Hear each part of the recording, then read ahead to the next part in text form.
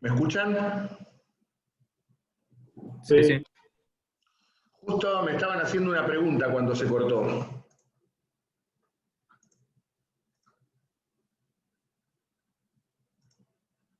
No sé quién me estaba preguntando.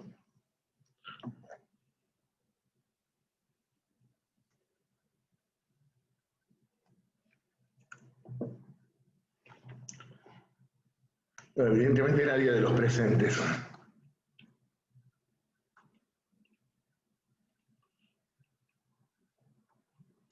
¿Quedó claro el tema de la elección del vicepresidente entonces? Vuelvo a decir, bueno, ahora ya tienen el PowerPoint subido, después pueden volver a escuchar la clase, y tengo desarrollado medianamente el tema en el trabajo sobre la cefalía.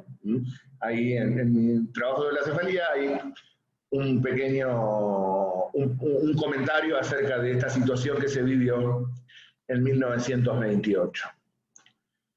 Entonces, ya en aquel año 28, asume Hipólito Yrigoyen su segunda presidencia. El 12 de octubre de 1928, el gran caudillo radical asume por segunda vez la presidencia de la nación. Y parece mentira cómo hasta ese momento el hombre más votado de la historia argentina terminaría tan rápidamente su mandato en una crisis que no tuvo prácticamente fondo y que terminaría culminando en su derrocamiento en el año 1930. Lo cierto es que hay que darle algunas explicaciones de por qué se fue generando entre el que saca casi el 60% de los votos a la caída en 1930. ¿Qué es lo que pasa prácticamente en estos 2 años con Yrigoyen? Si bien es cierto que Yrigoyen quería volver a ser presidente en 1928, y esto se ve claramente reflejado en el resultado electoral, lo cierto es que ya era un hombre grande Yrigoyen, bastante grande. Piensen ustedes, tenía 76 años al momento de acceder a la presidencia de la nación. Y del mismo modo que algunas cosas habían sido posibles durante su primer presidencia, los tiempos habían cambiado vertiginosamente. La dinámica de la administración pública no era la misma prácticamente en la década del 30 que la de 1916. No era lo mismo cómo había crecido el Estado durante estos gobiernos radicales que el Estado mínimo que recibe de manos de los conservadores en el año 16. Y muchas manías administrativas que tenía Yrigoyen ya no podían seguir manteniéndose. En este sentido, Yrigoyen era un tipo terriblemente personalista, en la cual absolutamente todos los resortes de la administración debían pasar por sus manos. Desde las grandes líneas políticas hasta el más insignificante acto administrativo. Todo tenía que ser revisado por el presidente antes de su firma. Con lo cual, esto comenzó a generar, en cierto modo, una parálisis administrativa. Pues claro, el presidente, en primer lugar, ya tenía bastante menguada su capacidad de trabajo. Una persona de 76 años no tiene la misma capacidad de trabajo que una con 10 años menos. Habían pasado 12 años desde que asumiera en 1916. Y obviamente la firma del despacho se demoraba, la administración medio como que se paralizaba. En consecuencia, esto generó dificultades en el desarrollo de la administración. Por otro lado también, ¿por qué esa manía persecutoria del presidente? ¿Por qué esa tendencia a tener que revisar absolutamente todo, que todos los expedientes administrativos pasaran por sus manos?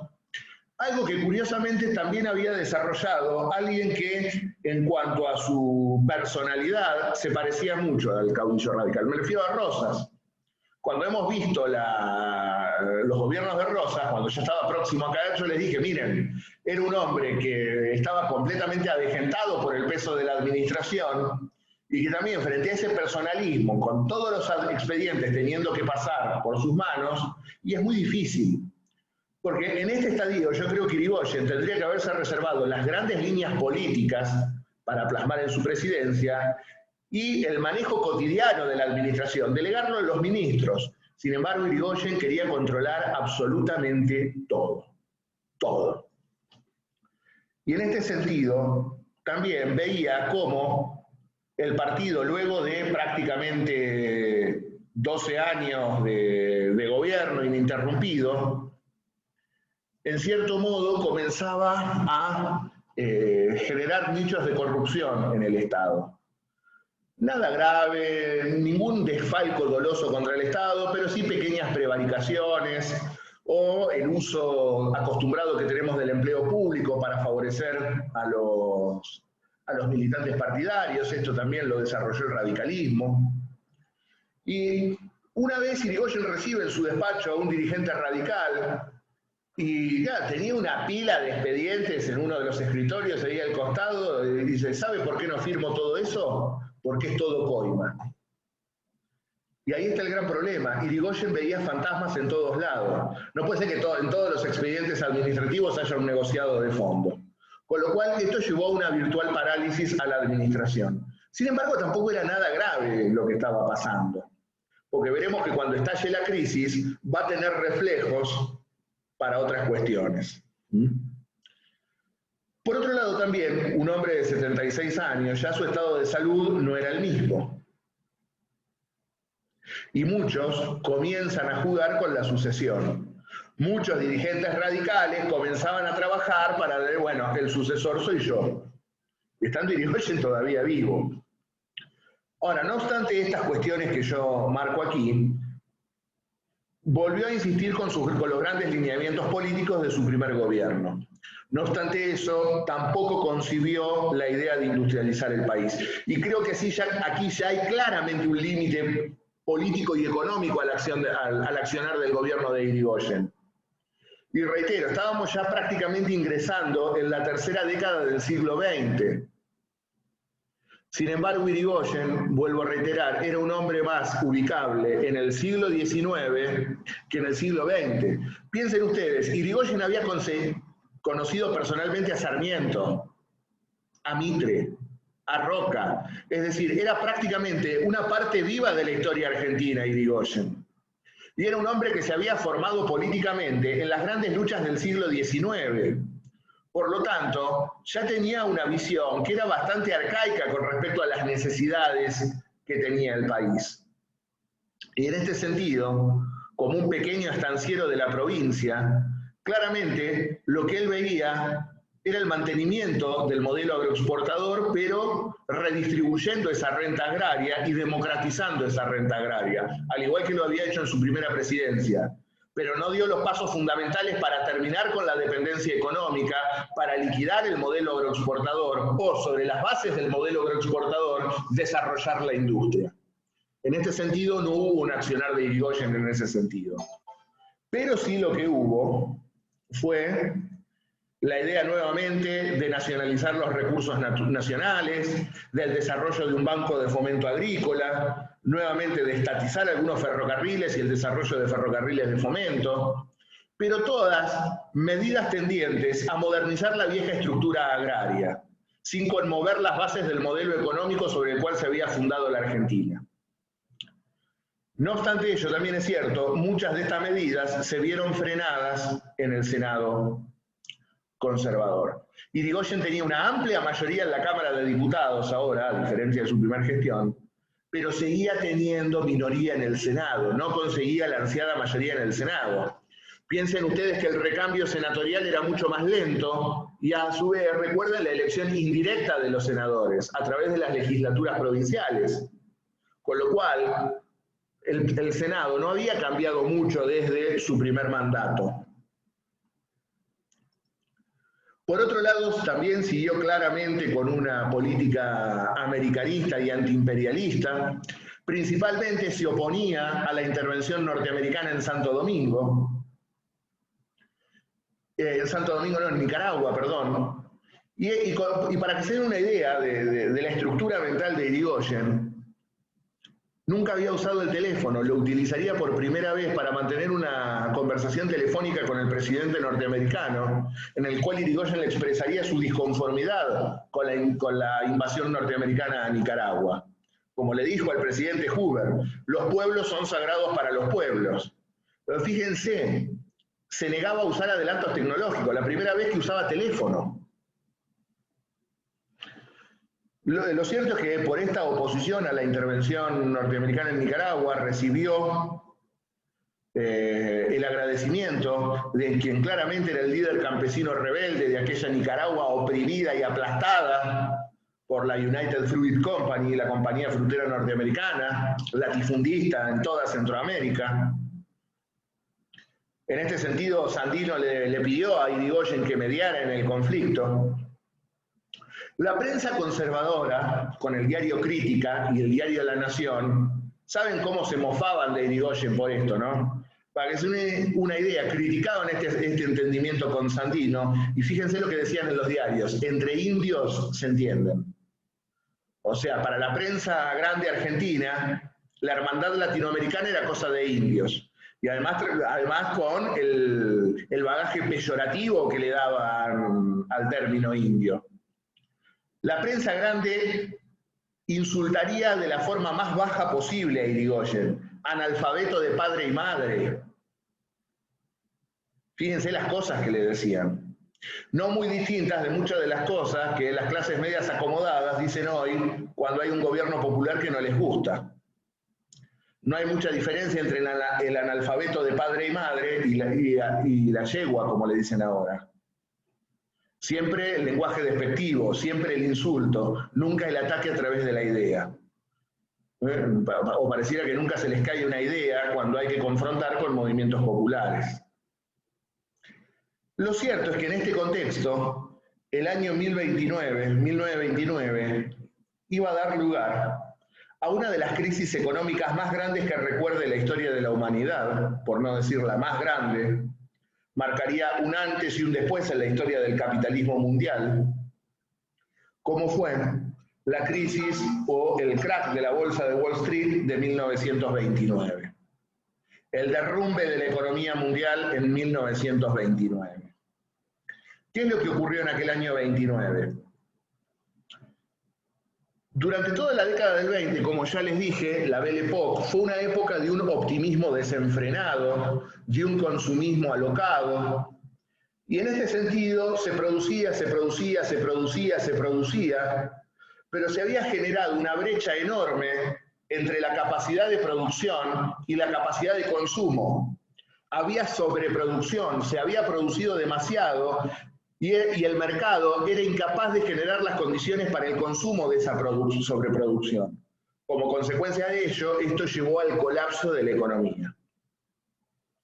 El Viernes Negro, como se lo denominó, el 24 de octubre de 1929, se desploma la bolsa de Wall Street, se desploman los mercados de cereales internacionales, los mercados de valores, y esto genera el colapso de la economía mundial.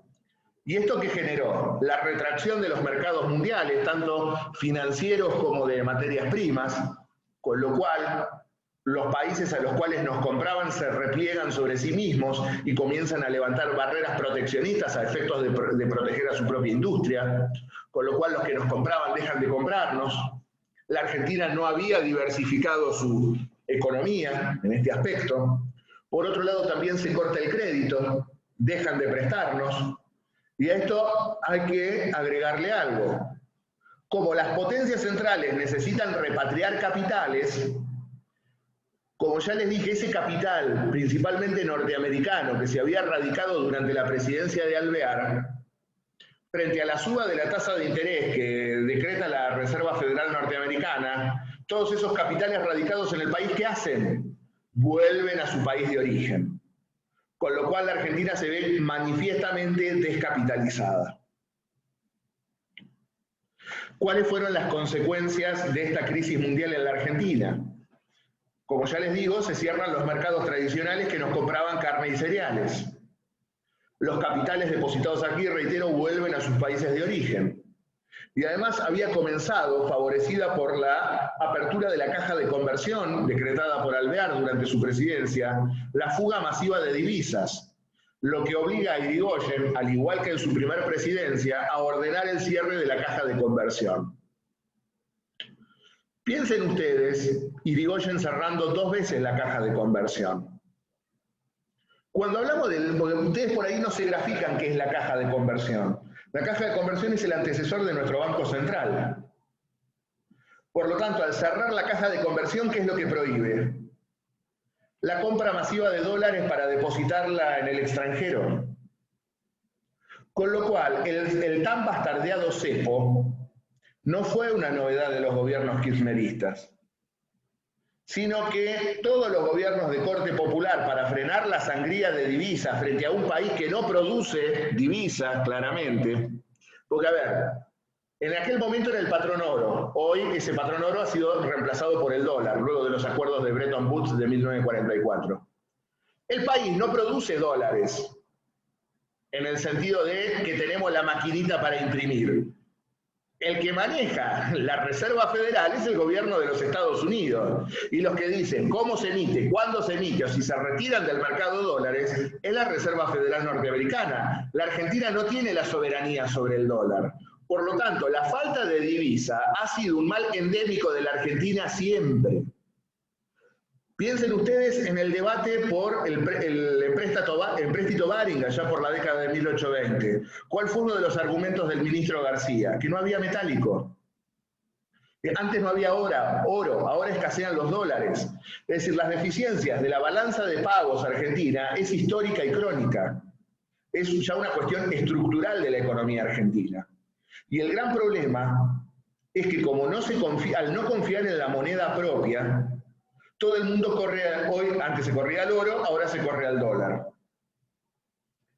Ahora, vuelvo a reiterar, el dólar no es nuestra moneda de cambio, el dólar no es nuestra moneda de curso legal. El problema es que en aquel momento y ahora tenemos una economía bimonetaria, claramente. La moneda de curso legal es el peso, pero todo el mundo corre a refugiarse en el dólar. Ojo, y no es una crítica a la sociedad en general, porque tiene motivos para desconfiar. Con las constantes devaluaciones a las cuales ha sido sometida la moneda argentina. Pero el problema es mucho más profundo. El problema es, bueno, ¿cómo generamos divisas? ¿Cómo generamos dólares? Tenemos que producir y exportar. Ahora, si exportamos siempre carne y siempre granos, no es lo mismo que vender petróleo, que vender maquinaria, que vender tractores, que vender autos, que vender aluminio. El problema es las deficiencias y la desigualdad en la cual la Argentina se inserta en el mercado mundial. Y al no ser un país industrialmente desarrollado, exportamos poco valor agregado. No es lo mismo exportar una planta, un vegetal, que exportar una máquina. El problema es que tenemos un país con una mentalidad fuertemente agropecuaria. Mientras sigamos con esa mentalidad agropecuaria, las deficiencias estructurales del país las vamos a tener siempre. Luego, cuando todo el mundo sale a defender abiertamente al campo, paremos un poco la máquina con el campo. Pues el campo está bien, en determinado momento generó el despegue. Ahora, las divisas que ingresaron como consecuencia de ser el granero del mundo no sirvieron para industrializar el país, se usó para otra cosa. Entonces, los tenedores de la tierra y los grandes terratenientes exportadores no te van a industrializar el país. Y también es cierto que no es lo mismo la mano de obra que vos requerís para una fábrica que la mano de obra que vos requerís para un campo. Por lo tanto, claramente, hasta tanto no se lleve el desarrollo industrial de la Argentina, estas deficiencias estructurales las vamos a tener siempre. Vos lo que podés regular más o menos si estás endeudado, si no estás endeudado, los márgenes de independencia y de soberanía económica que podés tener. Está claramente que este modelo no funciona. Y en ese sentido, si bien Irigoyen no atinó a conmover las bases del sistema, sí es cierto que le funcionaron los reflejos para algunas cosas.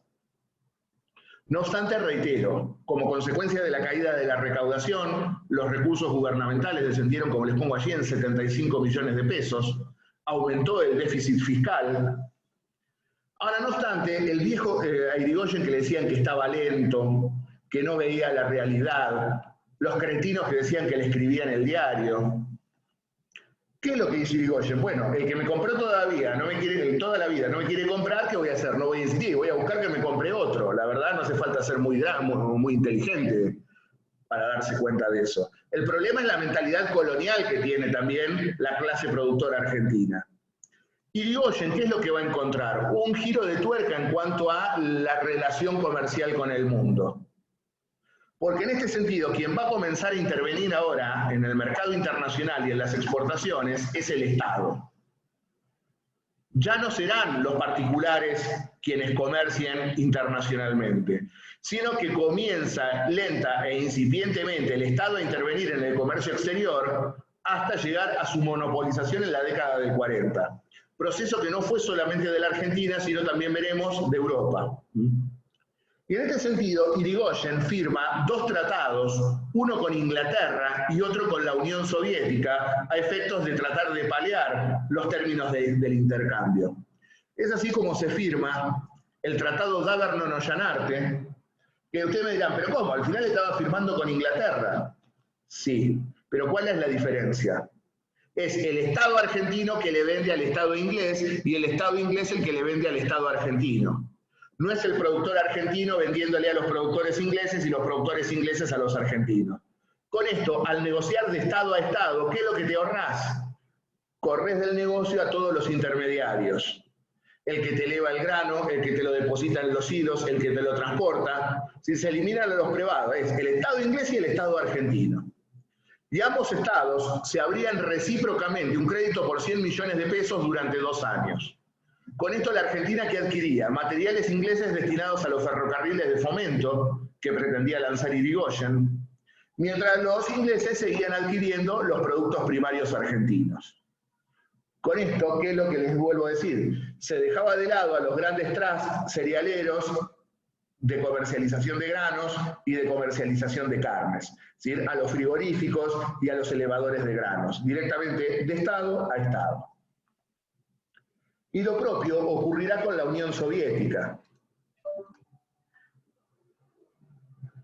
En este sentido, se firmó un tratado con la empresa estatal soviética, la Irigoyen-Torg.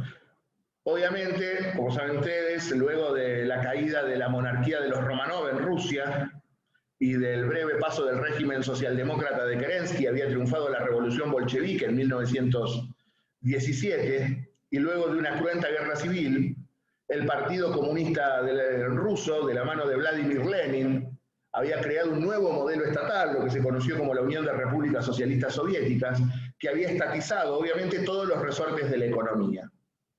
Por lo tanto, el comercio exterior estaba en manos del Estado. Y en este sentido, los rusos, o los soviéticos mejor dicho, abastecerían a la Argentina con 250.000 toneladas de petróleo durante 3 años, mientras tanto nosotros les enviábamos cuero, quebracho, lana, ovejas y algunos yuyos, por decirlo de alguna manera, como la caseína y demás. Nuevamente, sin intermediarios, el Estado argentino con el Estado soviético. Gracias a este acuerdo, en un momento en el cual se produce el alza de los precios de los combustibles en todo el mundo, YPF logró disminuir o bajar el precio de la nafta, para que se den una idea. El lento de Irigoyen, el viejo de Irigoyen, el que no entendía nada, el que le escribía en el diario, con este tratado logró bajar el precio de la nafta. En todo el mundo subió la nafta, menos en 2 países. La Argentina con la gestión de YPF y obviamente los rusos que tenían estatizado su mercado hidrocarburífero. Ahora, no obstante esto, piensen ustedes, fíjense, firmaba un acuerdo ni más ni menos que con el temido demonio rojo, con los comunistas. Y sin embargo, la izquierda argentina veía en Irigoyen a un burgués y a un imperialista. Como era la izquierda argentina, nunca entendió nada acá. Un tipo firma un acuerdo comercial con la Unión Soviética y resulta que es imperialista y que es un burgués. Sí, es cierto, era burgués Irigoyen, ¿qué le vamos a hacer? Ahora, no es lo mismo que el gobierno de Roca ni los gobiernos de los conservadores que van a venir después. Pero lo cierto es que ya las cartas estaban echadas y van a comenzar a soplar aires de golpe en la Argentina. ¿Qué es lo que ha ocurrido? ¿Por qué comienza a configurarse el escenario golpista en la Argentina? Ya veníamos desde la sanción de la ley Sáenz Peña de 14 años de gobiernos radicales, ya sea con sus distintas variantes, con Irigoyen, con Alvear, ahora de nuevo Irigoyen. Y la oligarquía reinante claramente comprende que mientras haya ley electoral, mientras haya pureza de sufragio, al radicalismo le podrán achacar de todo, pero no lo van a poder derrotar electoralmente. Por lo tanto, frente a la imposibilidad de poder ganar por las urnas, comienzan a barajar otras hipótesis. Por otro lado, también es un momento histórico de mucha convulsión. Ya se había producido el ascenso de Mussolini en Italia, luego de la marcha sobre Roma en 1922. Estábamos ya con el ascenso de Hitler a la vuelta de la esquina en Alemania. Hitler triunfaría en las elecciones de 1933 y se convertiría en el canciller del Reich alemán, y luego de la muerte de Hindenburg, del presidente Hindenburg, ostentaría los dos cargos. Es decir, era una época en la cual estaban muy en boga los totalitarismos. Y también había un clima de época muy proclive, como dijo Leopoldo Lugones, con motivo de su discurso por los 100 años de la culminación de la Guerra de Independencia luego de la batalla de Ayacucho, profetizó que había llegado la hora de la espada. Es decir, muchos, imposibilitados de ejercer el gobierno democráticamente, de llegar por los votos, comienzan a ver con simpatía a la espada y las botas, como opción a la salida política, a su incapacidad para triunfar electoralmente. Por otro lado, también es cierto, hay un gobierno en estado de descomposición. Yo en esto ya se los anticipé. Había una interna muy fuerte dentro del radicalismo. Y prácticamente toda la oposición se abroqueló a efectos de hacerle imposible la vida a Irigoyen. Y claramente cada una de las fuerzas vivas y de los partidos opositores es como que se distribuyó los roles. Los conservadores, en cierto modo, se pusieron como fiscales o denunciantes del desorden administrativo. Mientras tanto, la Federación Universitaria Argentina, aquella que Irigoyen había legalizado con los estatutos de la reforma, ahora tildaban a Irigoyen de imperialista. El hombre que se oponía a la ocupación norteamericana en Nicaragua, el hombre que negociaba con la Unión Soviética, resulta que para la fuga era imperialista. Los movimientos sociales reclamaban con una ceguera terrible por los supuestos desaciertos económicos del gobierno. La clase obrera pagaría muy duramente haber colaborado en la caída de Irigoyen. El socialismo, que se había fracturado, clamaban contra el tirano Irigoyen, nunca supimos por qué fue tirano Irigoyen. El diario Crítica de Natalio Botana diría: hay que terminar con el gobierno inconstitucional de Irigoyen, el dictador, el tirano. Fíjense que a todos los líderes populares les terminaron diciendo tiranos acá. Rosas, Irigoyen, Perón, y podemos seguir, ¿no?, en la actualidad. Y el Congreso, que estuvo virtualmente paralizado, porque como era mayoría opositora en el Senado, durante todo el año 1929 no hizo absolutamente nada, ya estaba decidido a como sea a terminar con el gobierno de Irigoyen. En efecto, uno de los fundadores del Partido Socialista Independiente, una escisión del viejo tronco socialista, Federico Pinedo, el abuelito de este que fue presidente por 24 horas. Justo te iba a preguntar eso, profe. Pensé que era... Claramente lo dijo en el Senado: hay que terminar como sea con el gobierno de Irigoyen. Por eso me da mucha pena cuando veo a los radicales aliados con esta gente. Es decir, hoy por hoy el radicalismo está aliado con aquellos que voltearon a Irigoyen. Lo que hizo la convención de 2015 es de una traición absoluta a la esencia del radicalismo. ¿Qué hace el viejo partido de Hipólito Yrigoyen aliado a los Pinedo o a los Rodríguez Larreta? Veremos que Rodríguez Larreta era el procurador de la Corte que avaló el golpe contra Hipólito Yrigoyen. el radicalismo, de los sucesores de Irigoyen aliados con los que lo voltearon, con la sociedad rural que colaboró en el golpe contra Irigoyen y colaboró contra el golpe contra Ilia y que colaboró al derrumbe de Alfonsín. Y el radicalismo hoy está aliado a esta gente. Sinceramente me da repugnancia esto. Ya se habrán dado cuenta que me da repugnancia. Y en este sentido, como ya les digo, muchas cosas empiezan a influir allí. En primer lugar, a pesar de lo grave de la situación, se presumía que en la renovación parlamentaria de 1930, el radicalismo podía ganar en San Juan y en Mendoza, y esto le hubiese dado 4 senadores. Con estos 4 senadores hubiesen tenido mayoría en el Senado, y con ello podría haber nacionalizado el petróleo. Decir que muchos sostengan que fue un golpe con olor a petróleo. Por otro lado, también juega mucho la interna radical. Como ya les digo, muchos consideraban que debían ser los sucesores de Irigoyen. Hubo una interna feroz entre el ministro del Interior, Elpidio González, el canciller Horacio Ollanarte y el propio vicepresidente Martínez, quienes con Irigoyen todavía en vida ya se estaban disputando la sucesión, en plena crisis y estos peleándose a ver quién iba a ser el sucesor de Irigoyen. Como ya les digo, hubo una movilización y un sistema de propaganda anti-irigoyenista muy fuerte, con el diario Crítica como bandera, antecesor directo de Clarín, podríamos decir, en cuanto a cómo moviliza a amplios sectores de la sociedad, transformando muchas informaciones o movilizando a oponerse en contra de un gobierno. Obviamente influye la crisis económica producto de la caída de la bolsa de Wall Street. Como ya les digo, había también, como había profetizado Leopoldo Lugones, la hora de la espada, y a su vez el ejército comenzaba a actuar políticamente.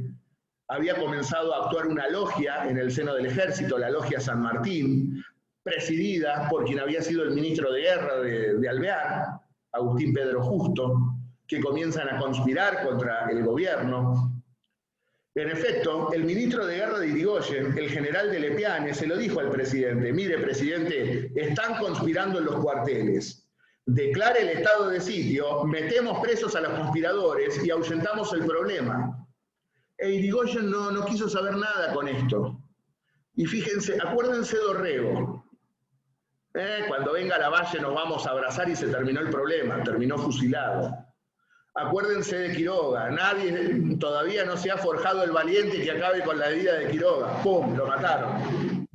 Rosas, gran caudillo popular, gran organizador, y se quedó pasivo viendo cómo se organizaba todo para voltearlo.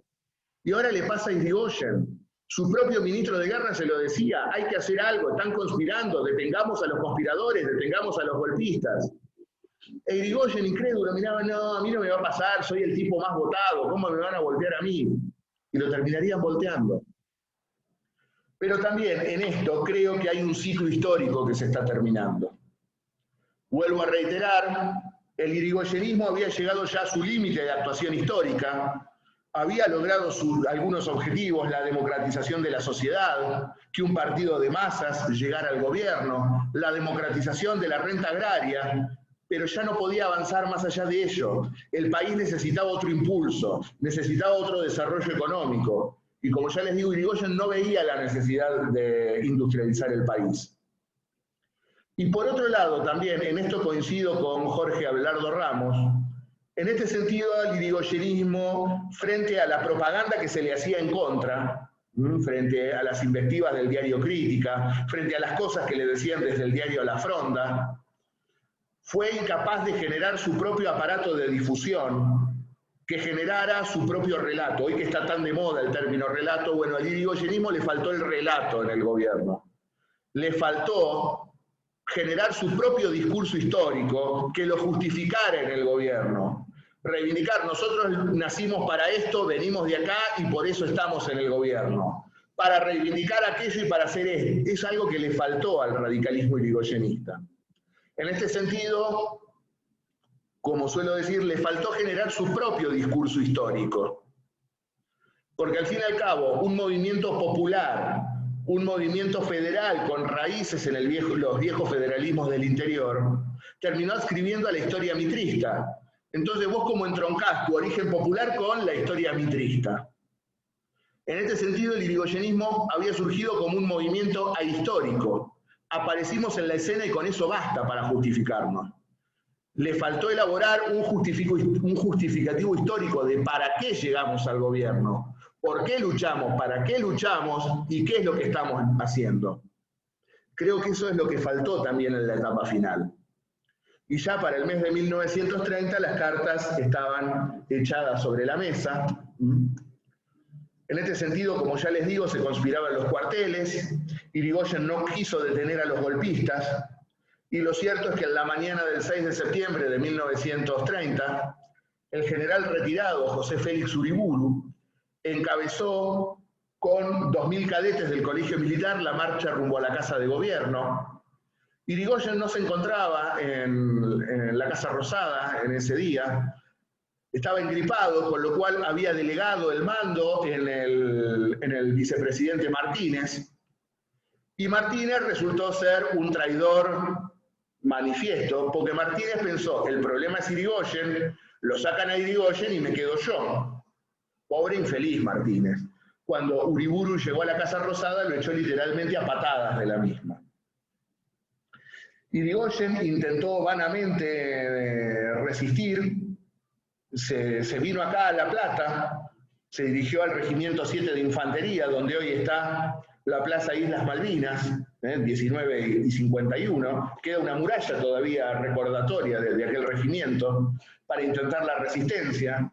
Sin embargo, claro, el golpe al irigoyenismo lo toma desprevenido, no quería derramamiento de sangre y como consecuencia termina renunciando un día después. El 7 de septiembre de 1930, Irigoyen renuncia allí en el Regimiento 7 de Infantería. Se había producido entonces la primera ruptura institucional del siglo XX. Se ha producido el primer golpe de Estado del siglo XX, que tendrá consecuencias terribles para la Argentina por los próximos 50 años, porque entre 1930 y 1983 veremos que se vivió en una etapa de completa inestabilidad institucional, de violencia, de persecuciones, de proscripciones. Fue muy inestable la democracia argentina durante prácticamente 50 años. Irigoyen es detenido luego del golpe de Estado, se lo envía a la isla Martín García, su casa es copada por la turba golpista, arengada por el diario Crítica de Natalio Botana, ingresaron a la casa a su casa personal, la célebre casa de la calle Brasil, le rompieron todo, la incendiaron. Así terminaba este gran presidente sus días. Veremos que va a durar poco la vida de Irigoyen luego del golpe, fallecería el 3 de julio de 1933. Pero lo cierto entonces es que de este modo se produce el golpe de Estado de 1930. ¿Alguna pregunta? Cuando Irigoyen reasume en su segundo gobierno, sí, ¿vuelve a establecer los principios de la reforma universitaria? Sí. Sí, no lo mencioné. Sí.